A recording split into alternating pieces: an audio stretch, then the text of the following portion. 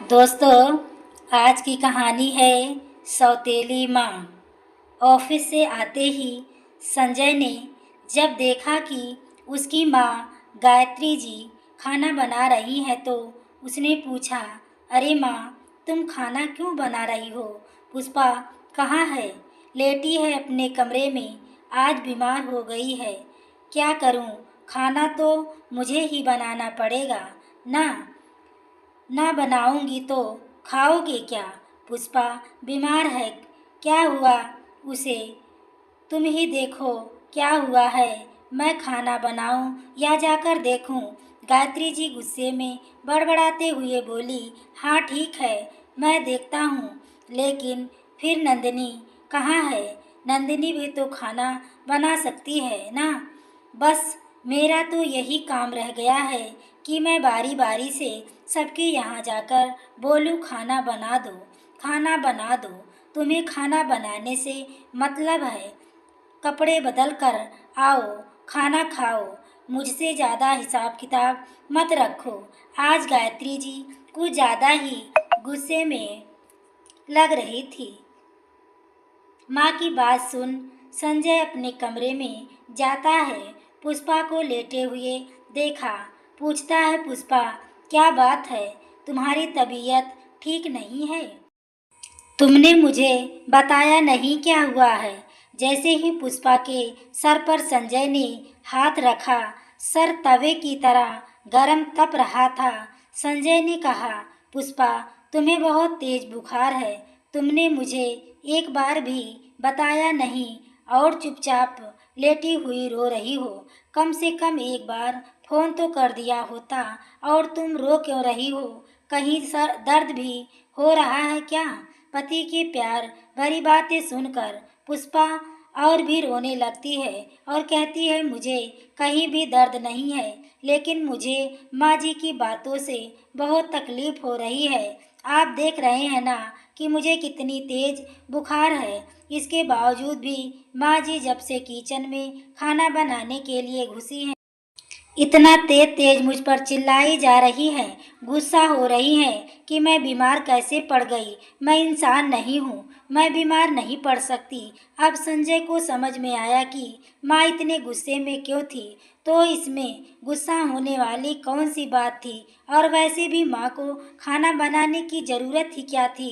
नंदिनी भी तो है ना इस घर में, वह भी तो इस घर की बहू है। अगर मैं बीमार पड़ गई हूँ तो वह खाना नंदनी नहीं बना सकती है क्या?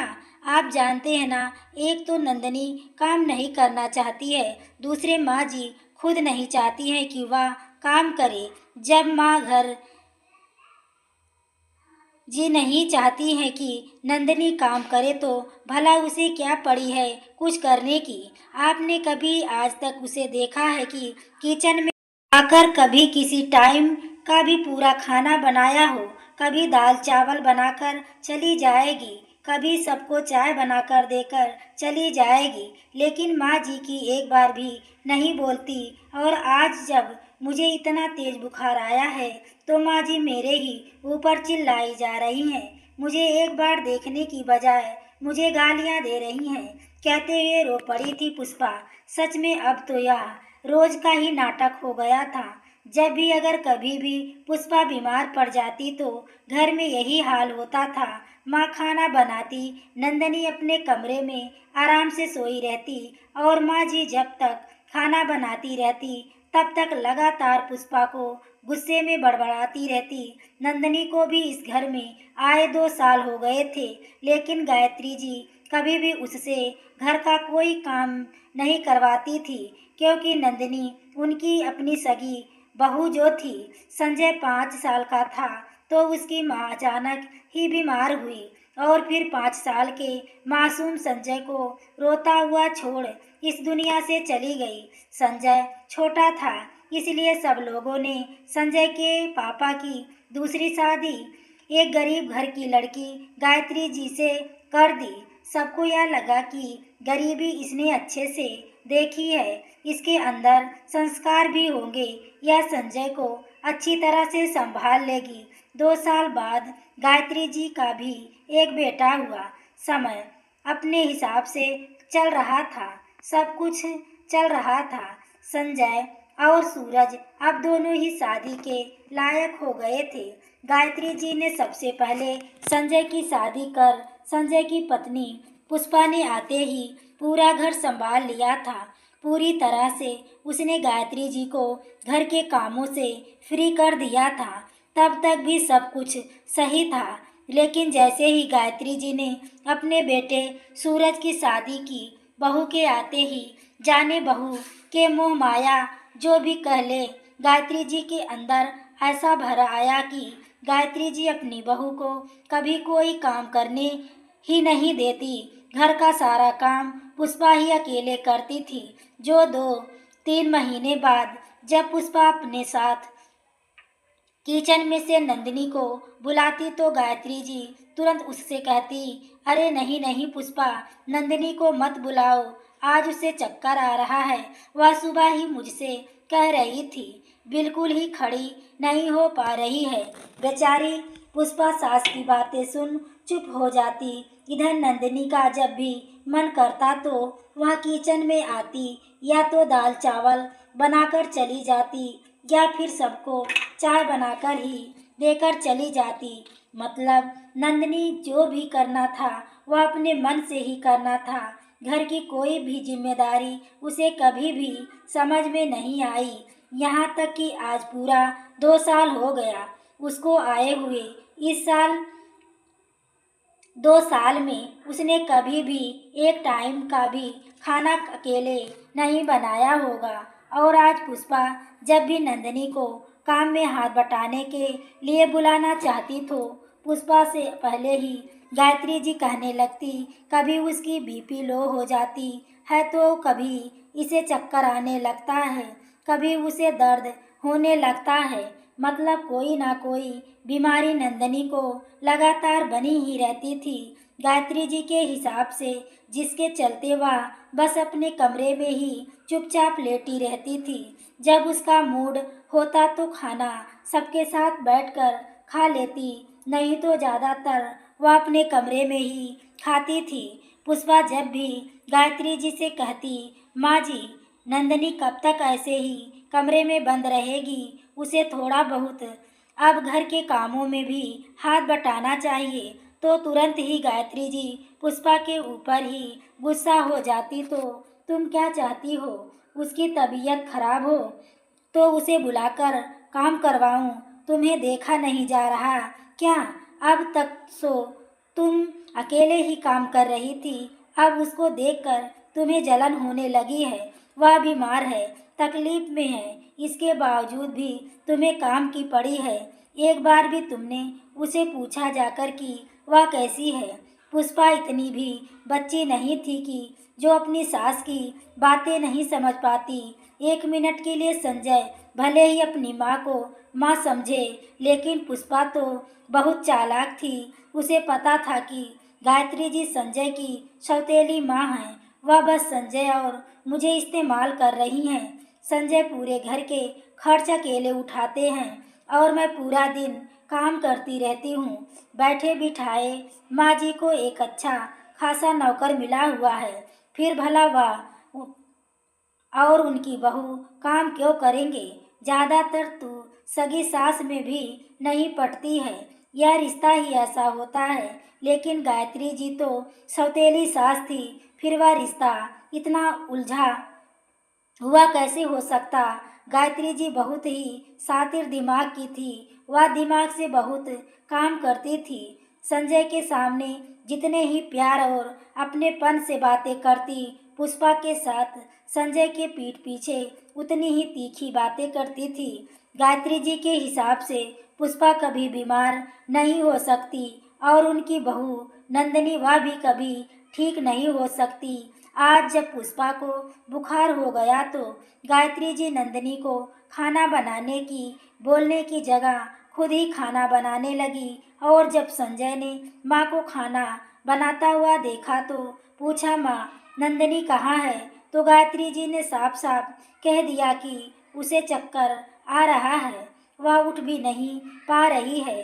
बीमार तो पुष्पा भी थी, लेकिन पुष्पा की चिंता गायत्री जी को बिल्कुल भी नहीं थी। वह बस यही चाहती थी कि जल्दी से जल्दी पुष्पा ठीक हो जाए और घर का काम फिर से संभाल ले। पुष्पा को रोता हुआ देख संजय उसे दवा देने के बाद कुछ सोचते हुए वापस किचन में आता है और कहता है, माँ एक काम करो, तुम जाकर नंदिनी को बोल दो तैयार होने के लिए। क्यों, कहाँ जा रही है नंदिनी? हैरानी से पूछा गायत्री जी ने। माँ, कहीं जाना नहीं है, बस मैं नंदिनी को डॉक्टर के पास लेकर जा रहा हूँ। नंदिनी को डॉक्टर के पास क्यों लेकर जा रहे हो? अरे, डॉक्टर को दिखाना है तो अपनी पत्नी पुष्पा को दिखाओ ना। बुखार उसे है, दवा की जरूरत उसे है।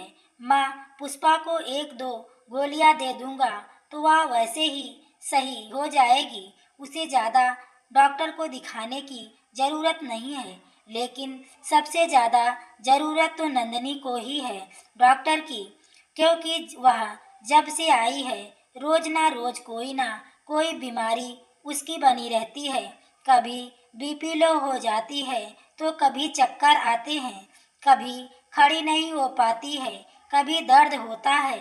मुझे लगता है कि इलाज पुष्पा का नहीं, इलाज नंदिनी का ही जरूरी है। कहते हुए संजय जैसे ही नंदिनी के कमरे की ओर जाता है, पीछे से लटकते हुए गायत्री जी उसे रोका।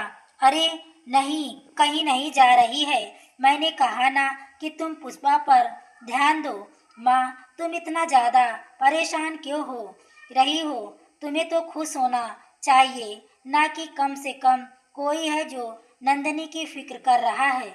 सूरज, नंदिनी और आप भले ही पुष्पा की फिक्र नहीं कर रहे हो, लेकिन मैं तो सब ही फिक्र करता हूँ। और ना मुझे तो समझ में आए आखिर ऐसा कौन सा रोग है नंदिनी को जो खाना बनाते समय नहीं होता, चाय पीते समय नहीं होता, नाश्ता करते समय नहीं होता, सोते समय नहीं होता। उसकी सारी रोग बीमारी, दुख दर्द, तकलीफ सब बस काम के टाइम ही होता है, खाना बनाने के समय ही होता है। यह जो तुम कर रही हो माँ, ऐसा मत समझना कि यह सब मुझे समझ में नहीं आता।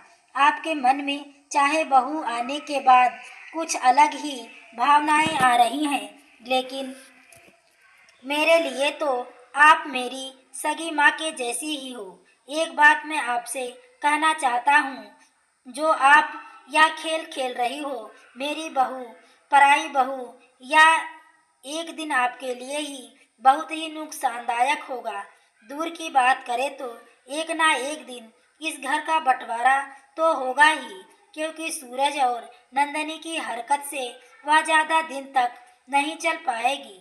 और मुझे यह भी पता है कि आप बंटवारे में सीधे उन दोनों की तरफ ही जाओगी। माँ, एक बार सोच कर देख लो, जिस बहू को तुम एक काम नहीं करने देना चाहती हो, उसे दिन रात सुला के बिठा के रखना चाहती हो। भगवान ना करे अगर कल को हमें अलग ही होना पड़ जाए तो उसके खिलाफ आओगी क्या?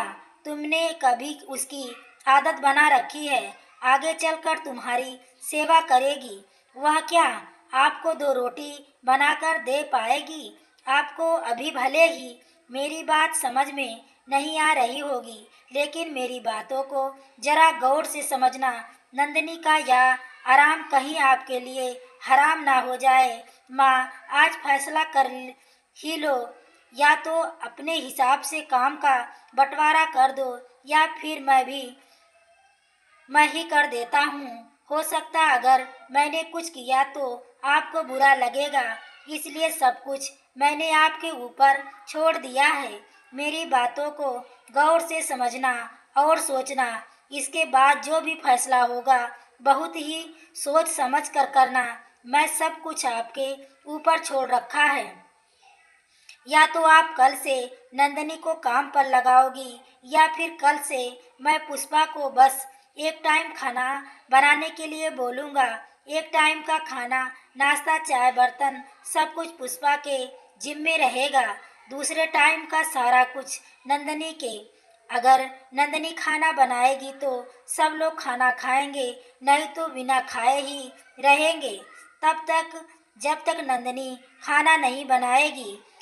2 साल हो गया, बर्दाश्त करने की भी कोई हद होती है।